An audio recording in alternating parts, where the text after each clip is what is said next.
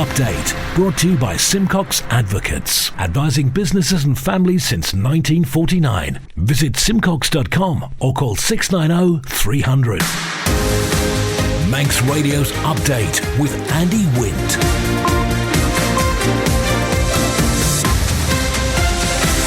Faster my good evening, it's 5:30. This is Update for Thursday, 4th of January 2024 from Manx Radio. 30 minutes looking at the latest news on the Isle of Man and background to that news and sport, business, Sea-Watch, travel updates and the newsmakers in person. This evening, the steam packet MD on the labour dispute and that new boat. And MHK asks why Meds is closing weekday overnights. The Lord Street Bus Street plan equals doing nothing, says an MHK. 32 years a GP at Palatine Group Practice, now an MBE. And remembering Marilyn Cannell. Man Benham for all your business and legal needs. First of all, at 29 minutes ahead of 6 o'clock, the Update News headlines. Faster my Siobhan Fletcher. Faster my. Supplies of food, fuel and essential medications to the Isle of Man are not currently at risk. That's the message from the Treasury Minister, who says it's something being closely monitored by Government's Emergency Planning Strategic Group. The Council of Ministers met this morning to discuss current disruption to steam packet services caused by industrial action being taken by some employees there. There's reassurance for people who use the pharmacy at the Victoria Road ShopRite. When the store closes to be refitted as Tesco this Saturday, the chemist will be staying open as normal. Entries have opened for this year's edition of the Pre-TT Classic Road Races. The Southern 100 Club has confirmed riders can now apply to take part in the 2024 meeting on the Billown course, which will take place from the 24th to the 26th of May. Further afield, Rishi Sunak's been labelled a squatter in Downing Street after suggesting the next UK general election will be in the second half of this year. Labour and the Lib Dems want one sooner to maximise their chances during a time of poor poll ratings for the Conservatives. Islamic State claims it was behind two explosions which killed nearly 100 people and wounded dozens in Iran. The group says it targeted a ceremony to commemorate an Iranian commander who was killed by a US drone in 2020. And 3 people have reportedly been injured in a school shooting in Iowa, although the extent of their injuries isn't clear. The gunman died after apparently shooting himself. They're your latest headlines. News at 6. Secure tomorrow today with Man Benham's private client team. Manx Radio Weather with Manx Glass and Glazing. Gormayet, thank you Siobhan from the Ronaldsway Met Office. We got no wind warning in operation for the North Irish Sea. State of sea is currently slight and moderate tomorrow. The weather this evening, dry, a mostly clear sky first of all, then cloudier as the night goes on. Patchy light rain coming in on a light northwesterly, down to 7 degrees through the night. For Jehenia, cloudy with intermittent light rain in a light to moderate northwesterly. Top temperature tomorrow, 8 degrees. Mostly dry overnight into Saturday, minimum 5 degrees. And for Jasan, dry with sunny spells, a light breeze and 7 degrees. Tide's on the way out. Low waters 11:30 tonight. High tide 10 to 6 tomorrow morning.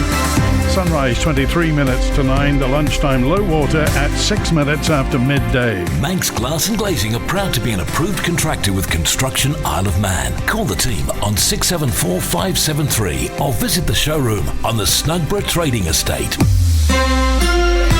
With passenger sailings on the motor vessel Manxman now down to 1 return crossing a day during daylight hours, the Chief Minister and the Treasury Minister have been briefed by the Chairman of the steam packet, Lars Ugland, and Managing Director Brian Thompson. Mr. Thompson gave Manx Radio more details about the meeting and updated how close he feels they are to a resolution. Really, it was just a meeting to brief the Chief Minister and the Treasury Minister on the ongoing dispute with Nautilus, how the company sees the way forward, what the challenges might be, really just keeping them abreast of where we are. It's affected a few passengers. I'm not going to get into specific numbers. It's not ideal. It's lucky that we can run the daytime sailing and hopefully people won't feel too disrupted. It's unfortunate and disappointing, but it's where the industrial action's left us. It is a sort of genuine situation we found ourselves in, and it's just lucky we are able to run 1 return sailing on the Manxman a day, but we also have the Arrow for the freight as well in the evening. Perfectly adequate for the amount of freight that's required, especially especially at this time of year, which, as you'll imagine, getting into January, February, and we're all tightening our belts a little bit less. But no, the Arrow can take a good capacity of freight. I don't know if it's any closer, because it requires everybody to want to come to the table with a sort of solution in mind, and that's certainly something that the company wants to work on. We want to keep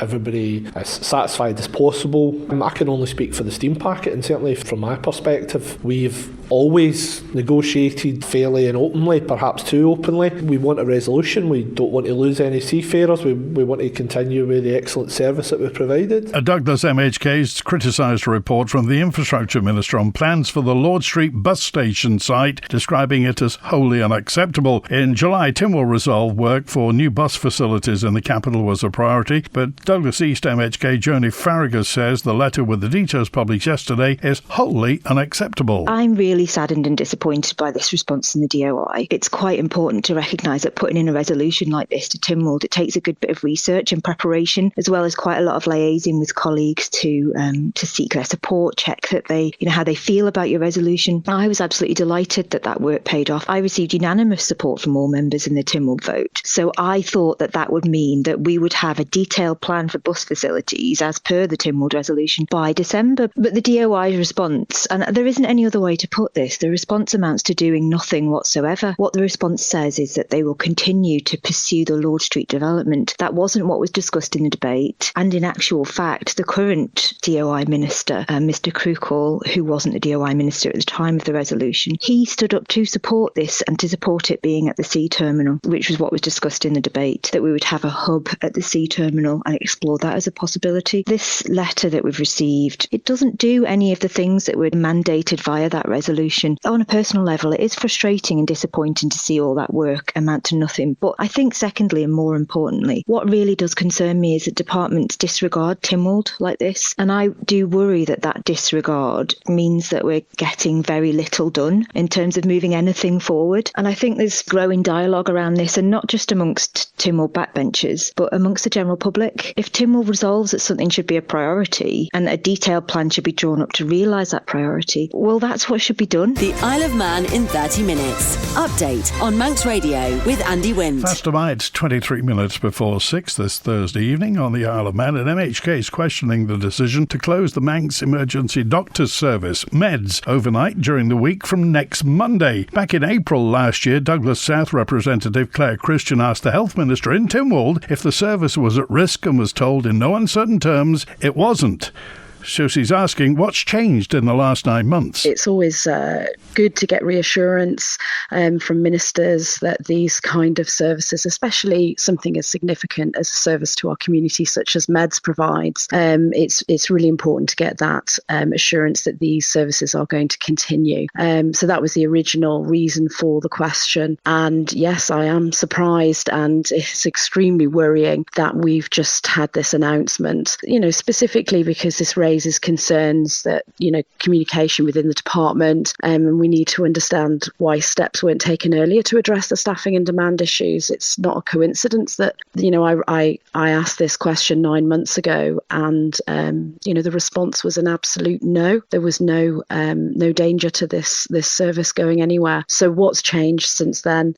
And I think one of the main things I'd also like to point out since that news that we've heard, I've received, a million, lots and lots of appreciation for MEDS from many people across the island, citing instances where they've provided prescriptions, wound dressings, valuable advice and reassurances during difficult times. And it's a really critical service. So it's understanding really why this has happened in just this 9 months and why nothing has been done to prevent it. A Castletown man who spat at a nurse who was treating his injuries at Noble's Hospital will be sentenced next month. Brendan Shaw Creer pleaded guilty to a charge of common assault. For Manx Radio at Douglas Courthouse, Sean Cowper. He was picked up by police officers after sustaining a head injury while intoxicated on the 21st of December, with officers taking the 20-year-old to the emergency department after he lost consciousness.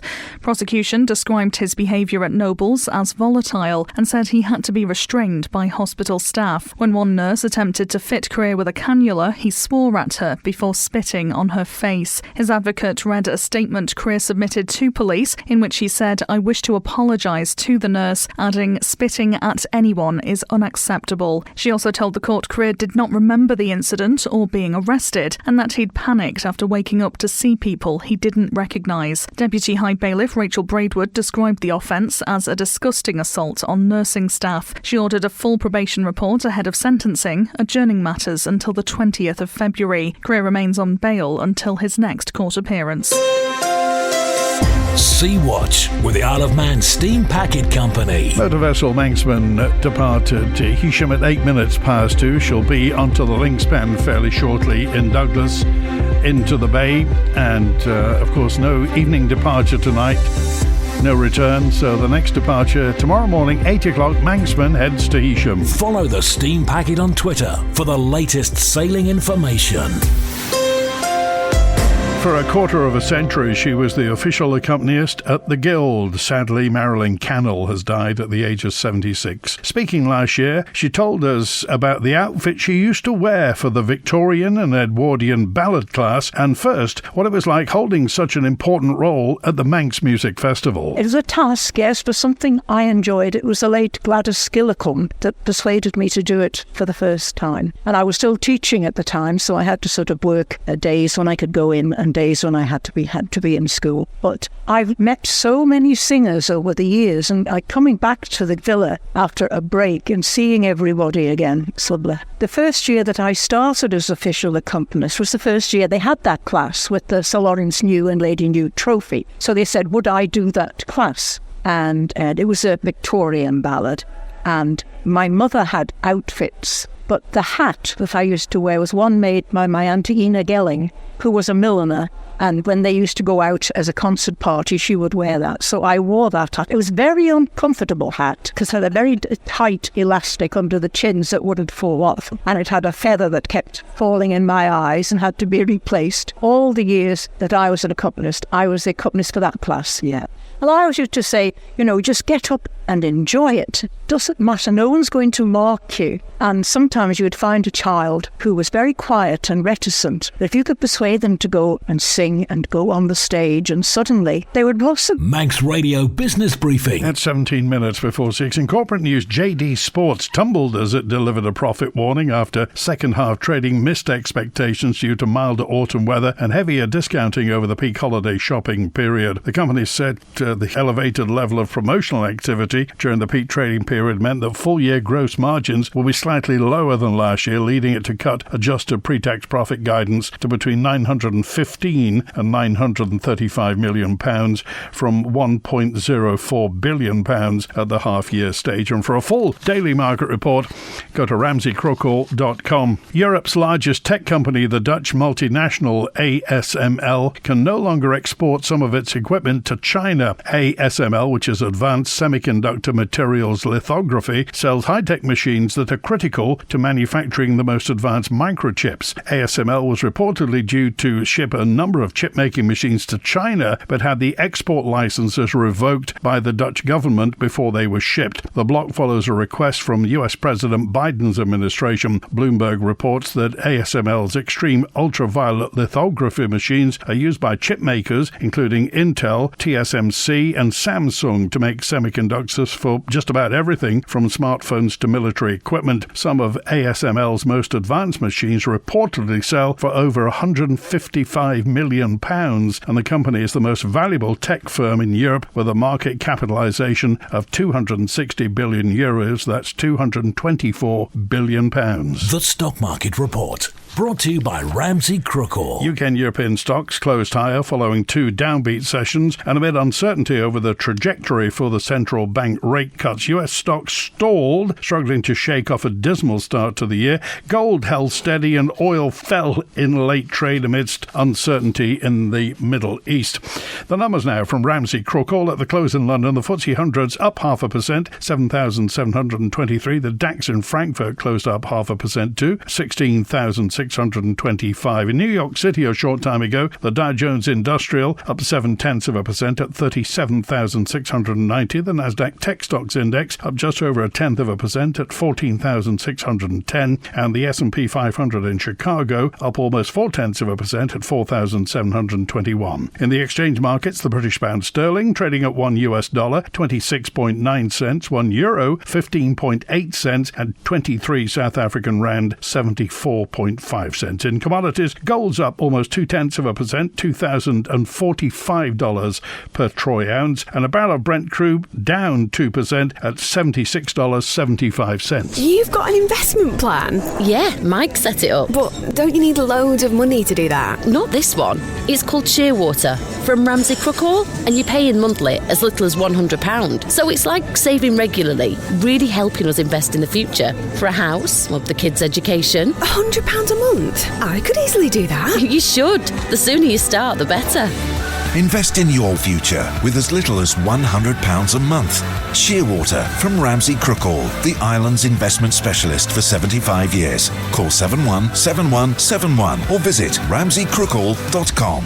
Licensed and regulated by the Isle of Man Financial Services Authority. The Ramsey MHK and leader of the Liberal Vannin Party on the Isle of Man, Laurie Hooper, has launched a public consultation to find out what do you think about the Bishop having a vote in Tynwald. Mr Hooper says he and Liberal Vannin believes removing the vote's fundamental to democracy since the Bishop isn't elected by the public, so perhaps why isn't he tackling the big issue of Legco? I'd agree. Actually, my view is quite clear. I would prefer members of Legco to be publicly elected as well. I think that's the natural evolution, really, of a democratic parliament. The reason that this bill has been so narrowly drawn to focus on the Bishop is because that's what the House of Keys voted on in Tynwald, so it really is a continuation of that vote. I didn't want to start unpicking a much bigger, much more complicated issue. Members of Legco are indirectly elected by the Keys, so at least there is a form of democratic accountability. It's not as direct as I would like, and like I said in the debate when someone raised this exact question, if the House wants me to tackle legislative council members next, I'm happy to pick that one up. I think if I'd started down the route of much more fundamental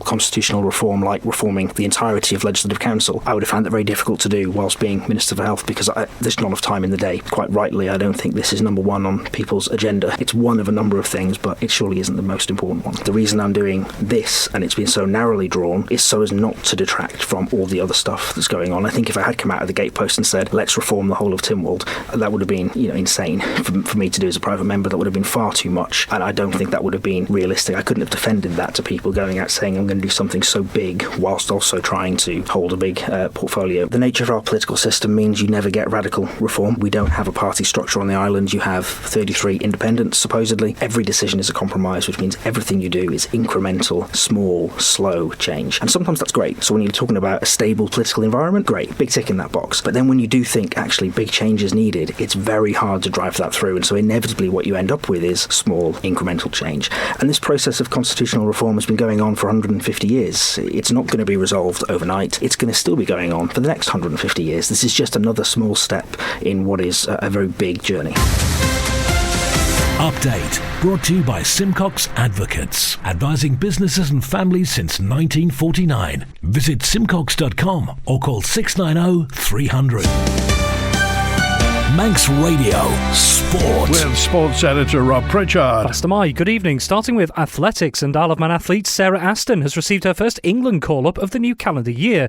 Aston, who competes for Belgrave Harriers, will be part of the senior women's team to contest the Juan Muguerza El Goibar cross-country in Spain this Sunday. She'll be joined in the senior women's squad by Niamh Brown, Lauren Hall and Laura McNeil. 12 other competitors are part of the England squad across the senior men's, junior men's and junior women's classes. 2023 was a successful year for Aston, as she was crowned National English cross-country champion in February before breaking the Manx women's 10k road race record in Manchester the following month. In motorsport, entries have opened for this year's edition of the Pre-TT Classic Road Races. The Southern 100 Club has confirmed riders can now apply to take part in the 2024 meeting on the Balaun course, which will take place from the 24th to the 26th of May. The organisation also says the competition programme for this year will run in the same format as in 2023. Competitors are being encouraged to complete their application online. However, organisers will accommodate for those who would still prefer to do so using hard copies. There's also an earlier deadline for entries this year of Thursday the 29th of February. And in football, FC Isle of Man has announced 3 more changes to NWCFL Premier Division fixtures in 2024. 2 of their upcoming ties in February and March involve an alteration in kick-off times. On Saturday the 10th of February, the Ravens away tie at Prestwich Hayes will now get underway at 2 p.m, whilst the Manxide's trip to Cheadletown on Saturday the 16th of March will now start at 1 p.m. Elsewhere, FC Isle of Man's away match at Chadderton, postponed on the 27th of December 2023, now has a new date. That game will take place at the Falcon Fire Stadium on Tuesday the 9th of April, kicking off at 7:45 p.m. FC Isle of Man is thanking Prestwich Hayes and Cheadletown for agreeing to earlier start times to allow the island team to make evening flights. Manx Radio Travel, driven by Quayside Tyres and Service Centre. Inbound at Ronald's Way, the 5:25 Loganair from Manchester came in 20 minutes early. Next, it's the 7:30 EasyJet from London Gatwick on time, 5 to 8 Loganair from Liverpool, and the 8 o'clock Loganair from London City, all showing on time. Outbound, 6 o'clock Loganair to Liverpool, the 8 o'clock EasyJet return to London Gatwick. On the roads, the Matron Road's closed from Ramsey to the Bungalow due to landslips. Works underway to stabilise the area. They're saying it's going to be closed till Sunday. Phase closures on the Ballakill Ferrick Road in Colby for water main work. Hillside Avenue through to Circular Road's closed in Douglas for adjacent office window replacement. Section of Switzerland Road's closed for construction work through till November. Keandrockard Road in Andreas closed in phases for water main work, and temporary lights in Andreas on the Bride Road just north of the village for patching work. Temporary closures on the Ballalai Road south of Kirkmichael for water main work.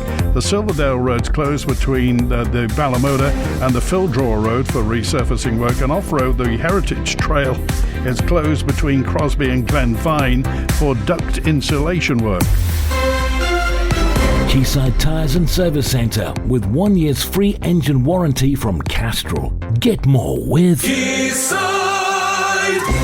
Dr. Keith Daniels has been recognised with an MBE in the King's New Year's Honours List for outstanding services to primary care. He was the full-time GP at Palatine Group Practice for 32 years, from 1990 to August 2022, and told Manx Radio what his reaction to the news was. It came completely out of the blue, so it was a total and complete surprise and delighted. My wife said I looked shocked after I put the phone down. I mean, she was obviously pleased and delighted as well. At heart, I'm a GP and a family doctor, and actually patients provide daily or weekly highlights to your career. Those are actually the things you're most proud of. You can't do any of it without the support of lots of people, from your spouse at home who feeds the children and puts them to bed at night when you're late home from work again. And then there's a whole constellation of people in primary care.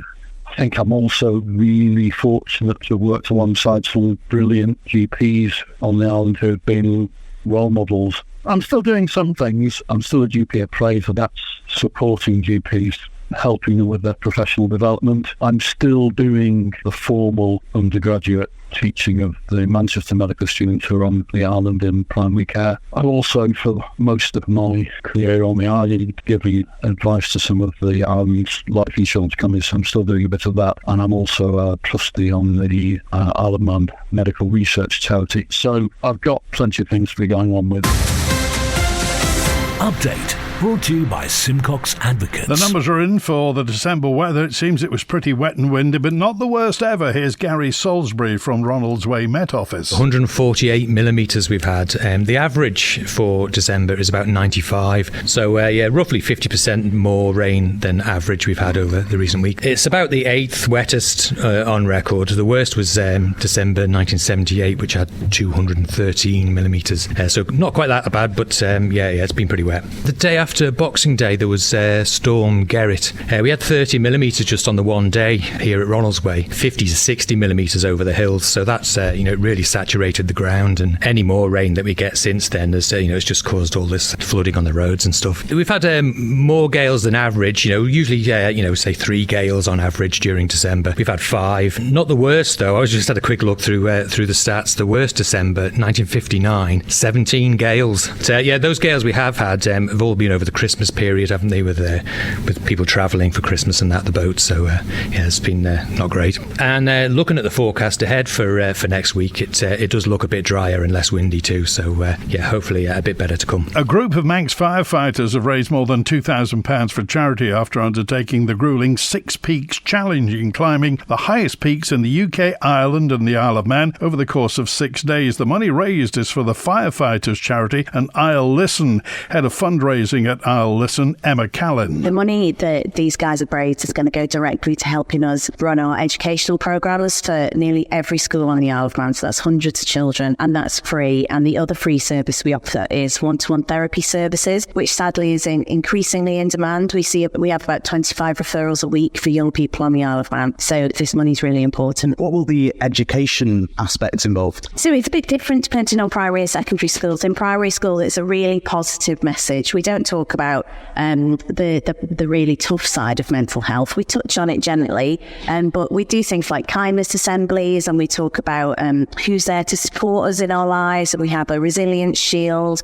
And then up in secondary school, that's a bit more of a one-to-one listening service. We do some work in classrooms as well, but it's really important that the one-to-one listening service is in those schools. How much of a difference will this money make? Huge difference. We're so lucky that people choose us to fundraise for, because otherwise we can't carry on doing those services for free. And it does touch the lives of so many young people, and not just young people who are in crisis or who are feeling upset or having a tough time, but so many young children, so that they've got those tools before they even need them, and then they know once they're having a tough time what they can do about it, where they can go and how they can make themselves feel better. That's it for Update Tonight, compiled from the resources of Manx Radio's news department. Thanks to newsreader Siobhan Fletcher, producer Beth Espy.